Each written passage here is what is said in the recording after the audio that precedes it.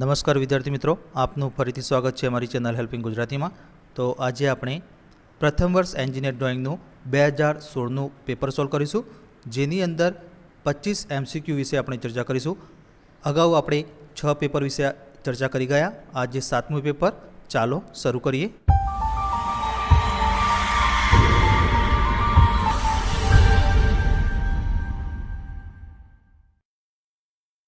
તો પહેલો પ્રશ્ન, ધ સોફ્ટેસ્ટ ગ્રેડ પેન્સિલ ઇઝ, એટલે કે સૌથી નરમ ગ્રેડની પેન્સિલ ખાલી જગ્યા હોય છે। તો મિત્રો અહીંયા ઓપ્શન આપે છે A9H, B7B, C6H અને D5H। તો આનો સાચો જવાબ છે ઓપ્શન નંબર બી 7B। તો આપણે સમજ માટે અહીંયા અલગ અલગ જે ગ્રેડની પેન્સિલ આવે છે એની આકૃતિ પણ લીધેલી છે કે 9H જે હોય છે એ સૌથી હાર્ડ એટલે કે સખત પેન્સિલ છે અને 9B એ સૌથી નરમ એટલે કે સોફ્ટ પેન્સિલ છે।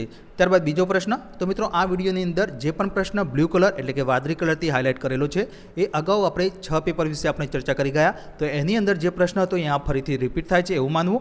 તો આ પ્રશ્ન અહીંયા રિપીટ થાય છે, what size of trimmed drawing sheet is called A4, એટલે કે ટ્રીમ કરેલી ડ્રોઈંગ શીટની કઈ સાઇઝ A4 કહેવાય છે? તો option A 148/210 mm, B 420/594 mm, C 297/420 mm અને ડી 210/297 mm। તો આનો સાચો જવાબ છે ઓપ્શન નંબર ડી 210/297 mm। તો મિત્રો અહીંયા આપણે ટેબલ પણ લીધેલું છે કે અલગ અલગ જે સીટની સાઇઝ હોય છે તો એની લંબાઈ વીથ અને લંબાઈ પણ અહીંયા બતાવવામાં આવી છે। તો આપણા પ્રશ્નની અંદર A4 સાઇઝની જે સીટ છે તો એની લંબાઈ અને પહોળાઈ કેટલી છે? તો અહીંયા વીથ એટલે કે પહોળાઈ 210 mm અને લેન્થ એટલે કે લંબાઈ 297 mm। ત્યારબાદ ત્રીજો પ્રશ્ન, which of the following is use to draw all the straight line accept the plane lines, એટલે કે સમતલ રેખાઓ સિવાયની બધી સીધી રેખાઓ દોરવા માટે નીચેનામાંથી શેનો ઉપયોગ થાય છે? તો option A T square, B scale એટલે કે માપપટ્ટી, સી સેટ સ્ક્વેર અને ડી લેન્થિંગ બાર। તો આનો સાચો જવાબ છે ઓપ્શન નંબર બી સ્કેલ એટલે કે માપપટ્ટી। ત્યારબાદ ચોથો પ્રશ્ન, what kind of lines are shown in the figure, એટલે કે આકૃતિમાં કયા પ્રકારની લાઈનો દર્શાવવામાં આવી છે? તો મિત્રો અહીંયા આકૃતિ આપી છે અને ઓપ્શન એ સમાંતર લાઇન એટલે કે પેરેલલ લાઇન, બી લંબવત લાઇન એટલે કે ઊભી લાઇન જેને અંગ્રેજીમાં વર્ટિકલ લાઇન કહેવાય છે, સી ત્રાસી લાઇન એટલે કે ઇન્ક્લાઇન લાઇન અને ડી કાટખૂણે ઊભી લાઇન એટલે કે પરપેન્ડિક્યુલર વર્ટિકલ લાઇન। તો આનો સાચો જવાબ છે ઓપ્શન નંબર ડી કાટખૂણે ઊભી લાઇન એટલે કે પરપેન્ડિક્યુલર વર્ટિકલ લાઇન। તો મિત્રો અહીંયા આકૃતિમાં તમે જોઈ શકો છો કે આ જે લાઇન છે આડી અને ઊભી એ 90 ડિગ્રી એટલે કે કાટખૂણે ઊભી વર્ટિકલ લાઇન છે।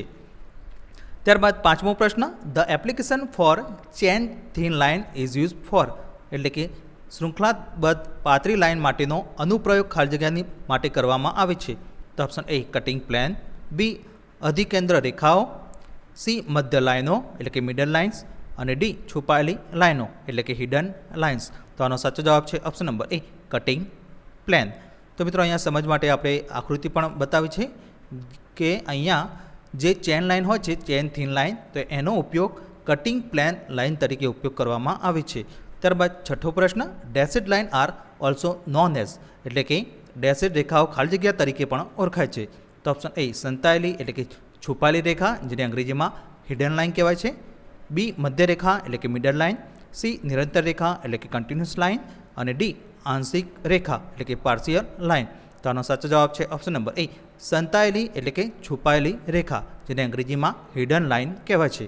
ત્યારબાદ સાતમો પ્રશ્ન, identify the triangular pyramid for the given figure, એટલે કે આપવામાં આવેલ આકૃતિમાંથી ત્રિકોણીય પિરામિડને ઓળખો। તો અહીંયા ઓપ્શન આપે છે એ, બી બી, સી સી અને ડી। તો આનો સાચો જવાબ છે ઓપ્શન નંબર એ। તો મિત્રો અહીંયા જે આકૃતિ આપી છે એ બી સી અને ડી ઓપ્શન, તો એની અંદર ત્રિકોણીય પિરામિડ એટલે કે ટ્રાયંગ્યુલર જે પિરામિડ છે એને ઓળખવાનું છે। તો અહીંયા જે ફિગર આપી છે એમાં પહેલી એ નંબરની જે ફિગર છે તો એમાં એનો બેઝ એટલે કે પાયો અહીંયા ત્રિકોણાકાર છે। ત્યારબાદ બી નંબરની જે ફિગર આપી છે એમાં સ્ક્વેર એટલે કે ચોરસ છે, સી નંબરની જે આકૃતિ આપી છે એમાં પાયો એટલે કે બેઝ પંચકોણ છે અને ડી નંબરની અહીંયા ષષ્ટકોણ છે એટલે કે હેક્ઝાગોન। તો આપણા કેસની અંદર જે પ્રશ્ન પૂછેલો છે કે ટ્રાયંગ્યુલર પિરામિડ એટલે કે ત્રિકોણીય પિરામિડને ઓળખો, તો અહીંયા આપણે સાચો જવાબ આવશે ઓપ્શન એ।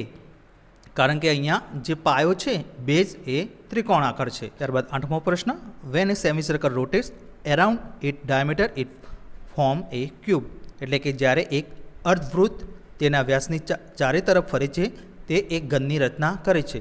તો ઓપ્શન એ સિલિન્ડર, બી ગોરો એટલે સ્પેર, સી ગોરાદ એટલે કે હેમિસ્ફેર અને ડી શંકુ એટલે કે કોન. તો આનો સાચો જવાબ છે ઓપ્શન નંબર બી ગોરો એટલે કે સ્પેર. તો મિત્રો અહીંયા આપણે સમજ માટે એક આકૃતિ પણ લીધેલી છે કે એક અર્ધવૃત્ત એટલે કે સેમી સર્કલ હોય છે એને ડાયામીટરની આજુબાજુ આપણે ગોર ફેરવીશું તો આ રીતે આપણને સ્પેર એટલે કે ગોરાની જે ઘન રચના છે એ આપણને મળશે. ત્યારબાદ 9મો પ્રશ્ન, how many side are there in the octagon, એટલે કે અષ્ટકોણમાં કેટલી બાજુઓ હોય છે.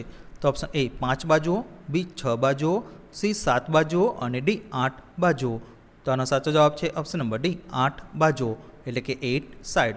તો અહીંયા આપણે અષ્ટકોણ પણ બતાવે છે જેને અંગ્રેજીમાં ઓક્ટાગોન કહેવાય છે.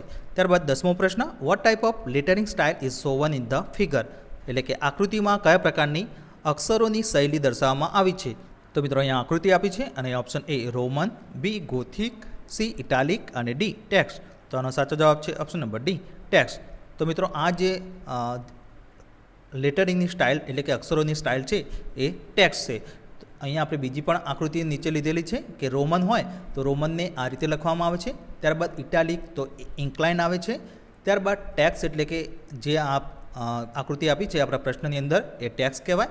અને ગોથિક એટલે કે જેમાં જે પણ લેટરિંગ કરવામાં આવે છે તો એની થિકનેસ કોન્સ્ટન્ટ એટલે કે બદલાતી નથી, તો એ પ્રકારના લેટરિંગને ગોથિક કહેવામાં આવે છે. આપણા કેસની અંદર જે પ્રશ્ન છે એમાં જવાબ આવશે ટેક્સ્ટ. ત્યારબાદ 11મો પ્રશ્ન, the tilted letters are drawn to the right at angle of, એટલે કે નમેલા અક્ષરોને ખાલી જગ્યાના કોણ પર જમણી બાજુ તરફ દોરવામાં આવે છે.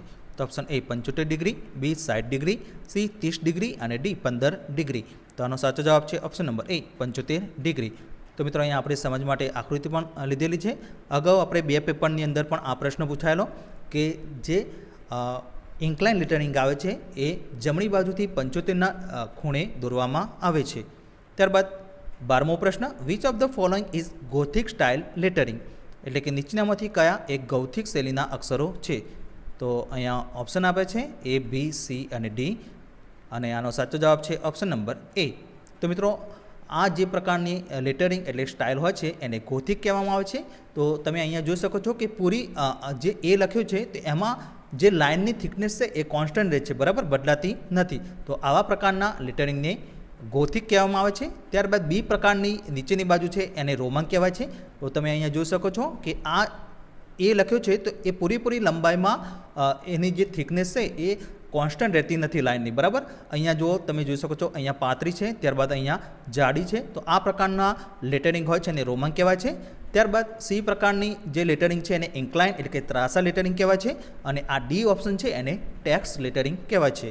ત્યારબાદ 13મો પ્રશ્ન, a triangle was 3 side are unequal as well as was 3 angles are also unequal is known as, એટલે કે ત્રિકોણ જેની 3 બાજુઓ અસમાન હોય તેમજ જેના 3 ખૂણા પણ અસમાન હોય તેને ખાલી જગ્યા તરીકે ઓળખવામાં આવે છે. તો ઓપ્શન એ સમદ્વિ બાજુ ત્રિકોણ, બી સ્કેલિન ત્રિકોણ, સી કાટકોણ ત્રિકોણ અને ડી સમબાજુ ત્રિકોણ. તો આનો સાચો જવાબ છે ઓપ્શન નંબર બી સ્કેલિન ત્રિકોણ. તો મિત્રો અહીંયા અલગ અલગ પ્રકારના જે ત્રિકોણ હોય છે એ પણ આપણે બતાવ્યા છે કે ઇક્વિલેટરલ ટ્રાયંગલ હોય છે તો એમાં 3 સાઈડ અને 3 એંગલ એટલે કે ખૂણાઓ સમાન હોય છે. ત્યારબાદ બીજા નંબરની જે આઇસોસ્કેલિન ટ્રાયંગલ છે તો એમાં 2 ઇક્વલ સાઈડ હોય છે. તો આ ડાબી બાજુની અને જમણી બાજુની સાઈડ હોય છે એ બંને સરખી હોય છે અને ખૂણા પણ આ બંને નીચેના બંને ડાબી બાજુ અને જમણી બાજુના ખૂણા સરખા હોય છે. ત્યારબાદ સ્કેલિન ત્રિકોણ છે તો એની 3 બાજુઓ અલગ અલગ અને ખૂણા પણ અલગ અલગ હોય છે. તો આ પ્રકારના જે ત્રિકોણ હોય છે એને સ્કેલિન ત્રિકોણ કહેવામાં આવે છે. ત્યારબાદ 14મો પ્રશ્ન, which of the following is the opposite of the figure, એટલે કે નીચેની આકૃતિમાં કયો એક વિપરીત કોણ છે. તો મિત્રો અહીંયા આકૃતિ આપી છે અને option A, B, B, C અને ડી. તો આનો સાચો જવાબ છે ઓપ્શન નંબર એ. તો મિત્રો અહીંયા જે ત્રિકોણ આપે છે એમાંથી વિપરીત કોણ આ એ નંબરની જે ફિગર છે એને વિપરીત કોણ કહેવામાં આવે છે. 15મો પ્રશ્ન, the size of the letter is describe by it, એટલે કે લેટરની સાઇઝ તેની ખાલી જગ્યા દ્વારા વર્ણવવામાં આવે છે. તો ઓપ્શન એ પહોળાઈ એટલે કે વિડ્થ, બી ઊંચાઈ એટલે કે હાઇટ, સી જાડાઈ એટલે કે થિકનેસ અને ડી આમાંથી કોઈ નહીં એટલે કે નોન ઓફ ધેઝ. તો આનો સાચો જવાબ છે ઓપ્શન નંબર બી ઊંચાઈ એટલે કે હાઇટ. ત્યારબાદ 16મો પ્રશ્ન, the part of circle which is at 2 point of circumference or perimeter is known as. તો એનું ગુજરાતી, વર્તુળનો ભાગ જે પરિધ અથવા પરિમિતિના બે બિંદુઓ પર હોય છે તેને ખાલી જગ્યા તરીકે ઓળખવામાં આવે છે. તો ઓપ્શન એ ચાપકણ એટલે કે કોર્ડ, બી ચાપ એટલે કે આર્ક, સી વૃત્તખંડ એટલે કે સેગમેન્ટ અને ડી વૃત્તનો ચતુર્થાંશ એટલે કે ક્વાર્ટર ઓફ એ સર્કલ. તો આનો સાચો જવાબ છે ઓપ્શન નંબર એ ચાપકણ એટલે કે કોર્ડ. તો અહીંયા સમજ માટે આપણે આકૃતિ પણ બતાવી છે કે આ જે વર્તુળ એટલે કે સર્કલ છે તો એમાં એ બી જે છે એને કોર્ડ કહેવામાં આવે છે એટલે કે ગુજરાતીમાં ચાપકણ કહેવાય છે. ત્યારબાદ 17મો પ્રશ્ન, what type of drawing sheet has the largest area, એટલે કે કયા પ્રકારની ડ્રોઈંગ શીટ સૌથી મોટું ક્ષેત્રફળ એટલે કે એરિયા ધરાવે છે. તો ઓપ્શન એ A0, બી A1, સી A2 અને ડી A3. તો આનો સાચો જવાબ છે ઓપ્શન નંબર એ A0. તો મિત્રો અહીંયા આપણે એક ટેબલ પણ મૂકેલું છે કે A0 હોય છે એની સાઇઝ જે હોય છે 841/1189 મિલીમીટર હોય છે અને એનો એરિયા 10,000 સેન્ટીમીટર સ્ક્વેર થાય છે અને મીટરમાં 1 મીટર સ્ક્વેર થાય છે. જ્યારે A1 હોય છે તો એનો જે એરિયા છે એ 5,000 સેન્ટીમીટર સ્ક્વેર છે. ત્યારબાદ A2 સાઇઝની જે સીટ હોય છે તો એનો એરિયા 2500 સેન્ટીમીટર સ્ક્વેર છે. A3 સીટ હોય તો એનો 1250 સેન્ટીમીટર સ્ક્વેર છે અને A4ની સીટ હોય તો એનો એરિયા 625 સેન્ટીમીટર સ્ક્વેર થાય છે. એટલે કે આ જે A0, A1, A2, A3 અને A4 જે સીટની સાઇઝ આપી છે એમાં સૌથી મોટું ક્ષેત્રફળ A0 સીટનું છે.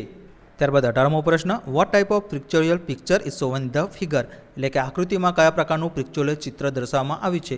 તો અહીંયા ફિગર આપી છે અને ઓપ્શન એ ત્રાસુ એટલે કે ઇન્ક્લાઇન, બી સમમિતીય વ્યૂ એટલે કે symmetrical view, C perspective view અને ડી ઓબ્લિક વ્યૂ. તો આનો સાચો જવાબ છે option number C oblique view. તો મિત્રો ઓબ્લિક જે વ્યૂ હોય છે તો એમાં આ આડી એક્સ એક્સિસ અને વાય એક્સિસ 90 ડિગ્રી હોય છે, જ્યારે આ જે લાઇન છે એ ઝેડ એક્સિસ હોય છે એ 30 ડિગ્રી હોઈ શકે, 45 ડિગ્રી હોઈ શકે અથવા 60 ડિગ્રી પણ હોઈ શકે છે. ત્યારબાદ 19મો પ્રશ્ન, in A isometric drawing 3 cubes perpendicular to each other on the cube are at angles, એટલે કે આઇસોમેટ્રિક ડ્રોઈંગમાં ઘન પર એકબીજાની સાથે 3 પરસ્પર લંબવત ધાર ખાલી જગ્યા કોણ પર હોય છે. તો option A 30 degree, B 90 degree, C 120 degree અને ડી 150 ડિગ્રી. તો આનો સાચો જવાબ છે ઓપ્શન નંબર સી 120 ડિગ્રી. તો મિત્રો અહીંયા આપણે ક્યુબ બતાવે છે આઇસોમેટ્રિક ડ્રોઈંગમાં. તો એમાં આ બાજુ જે પ્લેન છે A, B, F અને E, ત્યારબાદ B, C, G, F અને A, B, C અને D ઉપરની, બરાબર. તો આ ત્રણે પરસ્પર કેટલાનો ખૂણો બનાવે છે એકબીજાની સાથે, તો અહીંયા 120 ડિગ્રીનો ખૂણો બનાવે છે. તો આનો સાચો જવાબ છે ઓપ્શન નંબર સી 120 ડિગ્રી. તો તમે અહીંયા જોઈ શકો છો કે ઉપરની જે આ પ્લેન છે તો એ 120 ડિગ્રી, ત્યારબાદ આ બાજુ પણ જમણી બાજુનો જે ઉપરની સાઈડ જે બનાવે છે ખૂણો એ પણ 120 ડિગ્રી અને આ બાજુ પણ 120 ડિગ્રીનો ખૂણો બનાવે છે. ત્યારબાદ 20મો પ્રશ્ન, તો આ પ્રશ્ન અહીંયા રિપીટ થાય છે, which of the following view can accurately represent N object in A drawing, એટલે કે નીચેનામાંથી કયો વ્યૂ ડ્રોઈંગમાં ઓબ્જેક્ટને ચોક્કસ રીતે રજૂ કરી શકે છે. તો option A perspective view, B isometric view, C symmetrical view અને ડી ઓબ્લિક વ્યૂ. તો આનો સાચો જવાબ છે option number A perspective view. ત્યારબાદ 21મો પ્રશ્ન, the symbol shown in the figure represent, એટલે કે આકૃતિમાં દર્શાવેલ સંકેત ચિહ્ન ખાલી જગ્યાનું પ્રતિનિધિત્વ કરે છે. તો મિત્રો અહીંયા આકૃતિ આપી છે અને ઓપ્શન એ સામાન્ય રિવેટ એટલે કે જનરલ રિવેટ, બી પાછળની બાજુએ કાઉન્ટરસંક રિવેટ, સી આગળની બાજુએ કાઉન્ટરસંક રિવેટ અને ડી પાછળની તેમજ આગળની બાજુએ કાઉન્ટરસંક રિવેટ. તો આનો સાચો જવાબ છે ઓપ્શન નંબર એ સામાન્ય રિવેટ એટલે કે જનરલ રિવેટ. ત્યારબાદ 22મો પ્રશ્ન, name the fastener given in the figure, એટલે કે આકૃતિમાં આપવામાં આવેલ ફાસ્ટનરનું નામ જણાવો. તો અહીંયા આકૃતિ આપી છે અને option A bolt, B nut, C rivet અને ડી વોશર. તો આનો સાચો જવાબ છે ઓપ્શન નંબર એ બોલ્ટ. ત્યારબાદ 23મો પ્રશ્ન, what is the ISI symbol of a polarize electrolytic capacitor, એટલે કે ધ્રુવીકૃત ઇલેક્ટ્રોલિટિક કેપેસિટરનું ISI સંકેત ચિહ્ન શું છે? તો અહીં આકૃતિ આપી છે અને option A B B C C અને D. તો આનો સાચો જવાબ છે ઓપ્શન નંબર B. તો મિત્રો અહીંયા જે ઓપ્શન આપે છે, આકૃતિ ચિહ્ન સિમ્બોલ આપે છે, તો એમાં પોલરાઇઝ ઇલેક્ટ્રોલાઇટિક કેપેસિટર છે એ બી જે સિમ્બોલ છે એ તેનું છે. તો અહીંયા સમજ માટે આપણે અહીંયા બીજી અલગથી પણ આકૃતિ બતાવી છે કે સ્ટાન્ડર્ડ જે કેપેસિટર હોય છે એનો સિમ્બોલ આ રીતનો હોય છે, પણ પોલરાઇઝ ઇલેક્ટ્રોલાઇટિક કેપેસિટર હોય છે તો એનો સિમ્બોલ આ રીતનો હોય છે. ત્યારબાદ 24મો પ્રશ્ન, name the symbol show in the figure, એટલે કે આકૃતિમાં દર્શાવેલ સંકેત ચિહ્નનું નામ જણાવો. તો મિત્રો અહીં આકૃતિ આપી છે, સિમ્બોલ આપી છે અને option A SCR, B FET, C Zener diode અને D UJT. તો આનો સાચો જવાબ છે option number C Zener diode. તો મિત્રો આ રીતનો સિમ્બોલ હોય છે એને જેનર ડાયોડનો સિમ્બોલ કહેવામાં આવે છે. ત્યારબાદ 25મો પ્રશ્ન, તો આ પ્રશ્ન અહીંયા રિપીટ થાય છે. Identify the square but well mark, એટલે કે સ્ક્વેર બટ વેલના સંકેત ચિહ્નને ઓળખો. તો અહીંયા સિમ્બોલ આપે છે, ઓપ્શન આપે છે અને આનો સાચો જવાબ છે ઓપ્શન નંબર B. તો મિત્રો આ જે સ્ક્વેર બટ વેલ હોય છે તો એનો સિમ્બોલ 2 વર્ટિકલ એટલે કે ઊભી લાઇન હોય છે. તો મિત્રો નેક્સ્ટ વિડીયોની અંદર આપણે પેપર નંબર 8 વિશે આપણે ચર્ચા કરીશું.